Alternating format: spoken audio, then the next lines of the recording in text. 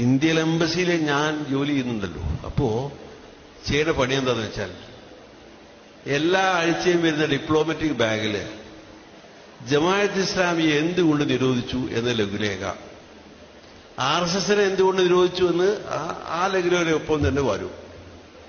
എന്റെ ജോലിയിൽ ഒന്ന്, രാവിലെ 10 മണിക്ക് എംബസിയിൽ വരുന്ന അംബാസഡർ ഹിസ് എക്സലൻസി ആരിഫ് കബറയിലാണ് അന്നത്തെ അംബാസഡർ. വിളിച്ചെന്നെ എന്നോട് പറയും, ഇതൊക്കെ ഓരോ പത്രസ്ഥാപനങ്ങളിലും ഓഫീസുകളിലും എത്തിക്കണം.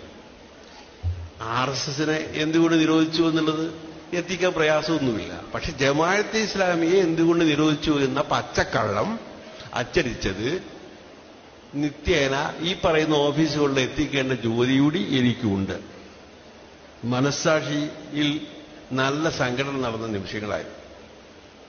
എന്ന് പറഞ്ഞാൽ ഞാൻ എന്ത് ചെയ്യുന്നുവെച്ചാൽ RSSനെ നിരോധിച്ചു എന്നുള്ള കാര്യമൊക്കെ അയക്കും, ജമാഅത്തെ ഇസ്ലാമിയെ എന്തുകൊണ്ട് നിരോധിച്ചു എന്നുള്ള കാര്യമൊക്കെ കൂട്ടിവെക്കും, അവസാനം അതിനൊരു തീപ്പെട്ടിക്കുള്ളി ചെലവാക്കും. ഇതാണ് ചെയ്തത്. രാജ്യദ്രോഹമാണോ രാജ്യസ്നേഹമാണോ എന്നോട് ചോദിച്ചിട്ട് കാര്യമില്ല. എന്റെ ഉത്തമ